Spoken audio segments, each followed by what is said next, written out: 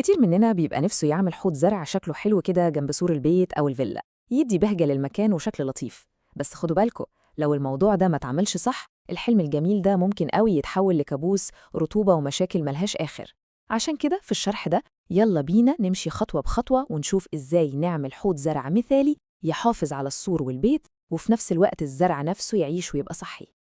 وده اللي بيوصلنا للسؤال المهم: إزاي نقدر نعمل حوض زهور يجمل المكان وفي نفس الوقت ما نضرش بيه أي حاجة؟ الحقيقة المشكلة إن حوض معمول غلط ممكن يسبب كوارث مستخبية ومكلفة جدا، زي إن المية تتسرب وتفضل تضعف في أساسات السور نفسه على المدى الطويل. بصوا على المقارنة دي، هي بتلخص كل حاجة. الطريقة الغلط نتيجتها دايما تلف من المية، شروخ في الحيطة وتصليحات ما بتخلصش. إنما لما الشغل بيتعمل صح ومظبوط، النتيجة بتكون حيطة سليمة تماما وزرع صحي ومزهزه وجمال بيفضل عايش معانا. الفرق بصراحة شاسع، وعشان كده كل تفاصيل هنقولها في الخطوات الجاية مهمة جدا. طيب يلا بينا نبدأ بأول وأهم مرحلة على الإطلاق، التخطيط. زي ما بنقول دايماً، أي مشروع ناجح أساسه تخطيط سليم. لما بنفكر في كل التفاصيل من البداية، بنضمن إننا نتجنب أي مشاكل ممكن تظهر بعدين. أول حاجة محتاجين ناخد فيها قرار هي التصميم، يعني المكان فين بالظبط. مهم قوي نسيب مساحة كافية حواليه عشان نعرف نتحرك ونعمل صيانة بسهولة.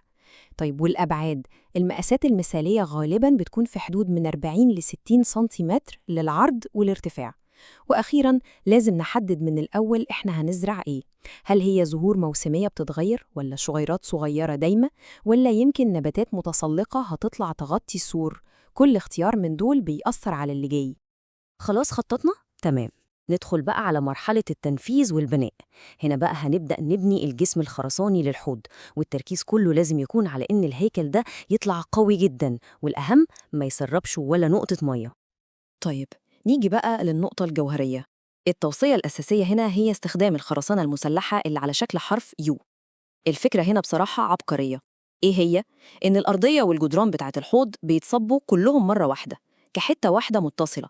يعني تخيلوا معايا كده كأننا بنعمل بانيو بس من الخرسانة. مفيش أي لحامات أو فواصل، وبالتالي مفيش أي مكان المية ممكن تتسرب منه. دي بتقلل احتمالية التسريب لأقل درجة ممكنة. ودي الخطوات بالترتيب. أول حاجة بنحفر لعمق حوالي 40 أو 50 سنتيمتر. بعد كده بنصب طبقة خرسانة عادية كفرشة نظافة. الخطوة الثالثة هي بناء هيكل حديد التسليح والشدة الخشبية اللي على شكل حرف يو عشان نصب الخرسانة المسلحة. ونقطة مهمة قوي هنا، لازم نعمل ميول خفيف في أرضية الحوض ناحية فتحة الصرف.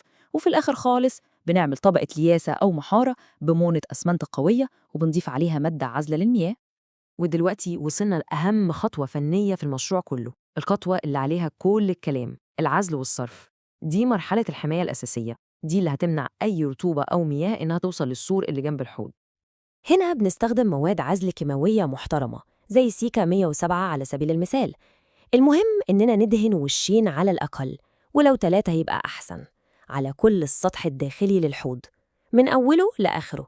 الطبقة دي هي اللي بتعمل كأنها جاكيت مطر للحوض، بتعزل الخرسانة تماماً عن المياه. نيجي بقى للخطوة دي، ودي بقى ما فيهاش أي هزار أو نقاش، لازم تتعمل. بعد ما طبقة العزل تنشف تماماً، بنملى الحوض كله مياه ونسيبه مش ساعة ولا 2، لا 24 ساعة كاملة. ليه؟ لأن الاختبار ده هو الضمان الوحيد اللي بيقول لنا إن شغل العزل مية مية ومفيش ولا نقطة تسريب، عشان لما نيجي نردم بالتربة ونزرع نبقى مطمنين على الآخر.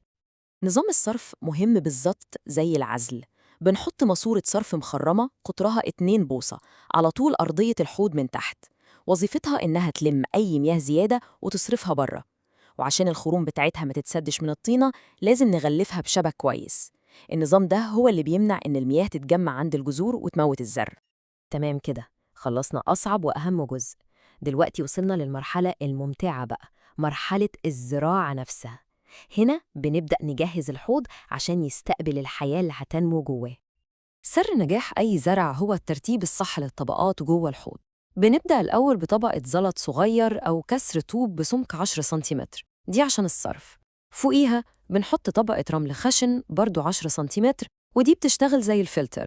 وفي الآخر خالص بنملى باقي الحوض حوالي 30 أو 40 سنتيمتر بتربة زراعية كويسة ومخلوطة بكمبوست عشان تغذي النباتات. قبل ما نقفل، في كام نصيحة كده من بتوع المحترفين. دي التكات الصغيرة اللي بتفرق بين الشغل الكويس والشغل الممتاز، وبتضمن إن الحوض ده يعيش معانا سنين وسنين من غير أي مشاكل. النصيحة الأولى، ودي مهمة جداً جداً، ممنوع خرسانة الحوض تلمس خرسانة السور بشكل مباشر. طيب ليه؟ ببساطة لأن كل المواد بتتمدد في الحر وبتنكمش في البرد. لو الاتنين لازقين في بعض، الحركة دي هتخليهم يضغطوا على بعض وممكن تسبب شروخ في الحوض أو في السور نفسه. والحل بسيط قوي، بنسيب مسافة صغيرة حوالي سنتيمتر واحد بس بين الحوض والسور. المسافة دي بنسميها فاصل تمدد، وبنملاها بمادة مرنة زي الفوم أو المطاط. الفاصل ده بيدي مساحة للمبنيين يتحركوا براحتهم مع تغير الحرارة من غير ما يأذوا بعض. ولو عايزين بقى نعمل أقصى حماية ممكنة، دي خطوة زيادة بس بتفرق جدا. ممكن ندهن الظهر الخارجي للحوض، يعني الحتة اللي بص على السور، ندهنها طبقة كمان من دهان عازل. اعتبروها بوليصة تأمين إضافية عشان نضمن إن مفيش أي رطوبة هتوصل للسور أبدا. وبكده الأساس بتاعنا بقى جاهز قوي ومعزول تماماً. ودلوقتي السؤال ما بقاش هنبني إزاي، لأ، السؤال بقى إيه اللي هنزرعه في مساحة الجنة الصغيرة الجديدة دي؟ الاختيارات لا نهائية، والمكان جاهز يتحول لمكان كله بهجة وألوان وحياة.